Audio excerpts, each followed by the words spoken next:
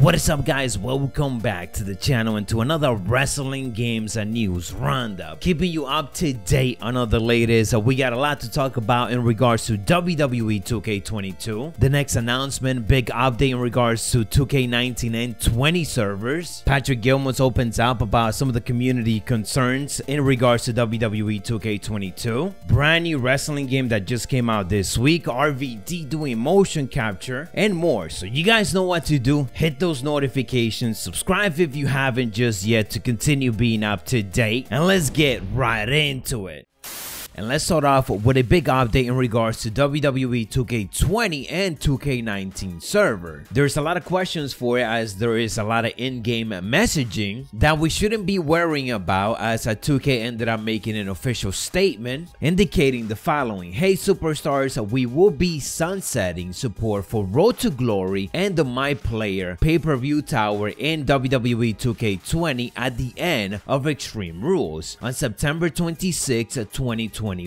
Other online services for WWE 2K20, like matchmaking and community creations, will continue until the launch of the next WWE 2K simulation title in March 2022. That, of course, being WWE 2K22. As for WWE 2K19, they indicated that the news tab in 2K19 will be stating that the online services are no longer supported. That message, however, is incorrect, and as stated previously, we will continue to support matchmaking and community creation on WWE 2K19 until the launch of the next WWE 2K simulation title in March 2022. So in summary, community creations and the online matchmaking support will continue for both games. The only thing that will be discontinued is 2K20's Road to Glory and the My Player pay-per-view tower. So moral of the story, do not freak out when you see that in-game message saying that the servers are offline, because they're not, at least not until the release of WWE 2K22. And I guarantee you that as I'm saying this, somebody's probably seen the message and probably freaking out. Onto some slight update.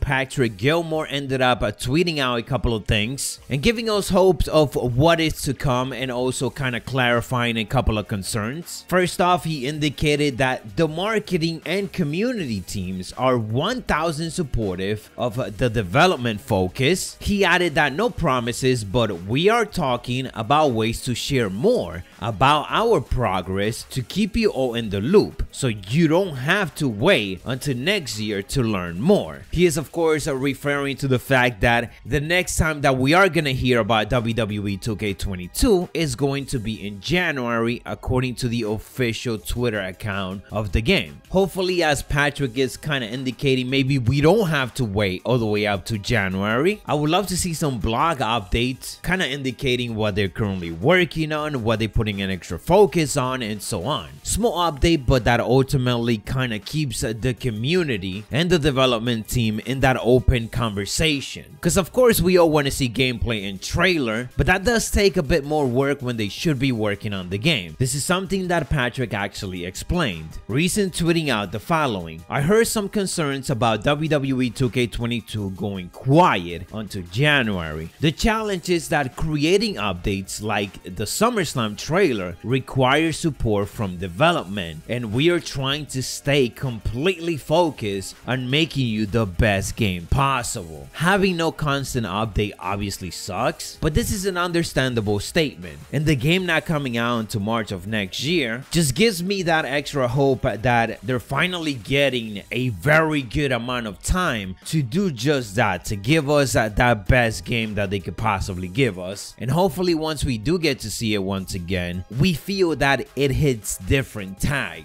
But Patrick wasn't done there just yet. We had someone from the community asking him if the new release window will allow the developers to also update the superstar entrances, trons, and add in new arenas we have seen for Raw and SmackDown. Patrick indicated that entrances and trons have gotten a ton of love, and personally I do feel like they're going to continue updating the models and the superstars attire, the entrances, and hopefully even the arenas as well, as we are a bit away from the release. That is why I didn't want to do a crazy breakdown on the trailer just yet, because it is from a build that seems to have a lot of outdated things or not finalized, as it is pre-alpha. So by the time we see the game again in 4 months from now, it's gonna be looking very different, and of course hopefully more updated. Onto some other quick news for this wrestling games news roundup. We got a brand new game that just came out this week on PC. Mark out the digital wrestling card game. What you guys are seeing in the background is one of the recent trailers that's showcasing the gameplay and a lot of the cool things that you're able to do. If you are interested, definitely check it out. I got it downloading already to figure out how to do every single elbow drop possible. Talking about elbow drops, actually not really elbow drops because we're talking about RVD, but still from the top rope he delivers a frog splash. So I think that was an awesome transition. Nonetheless, he is of course going to be on the Wrestling Code game, and right now they are hard at work when it comes to the motion capture, and they show some behind the scenes for this. And in these clips we got to see RVD doing his own motion capture, and one of them him doing his coast to coast. It's cool to see that a lot of the superstars that will be in this game have been doing their own motion capture for this virtual basement game to make it as accurate as possible. Anyways guys, that is all the latest when it comes to wrestling games and news roundup. If you guys enjoyed or found it informative, don't forget to elbow drop it. I'll catch you on the next one, so stay savage.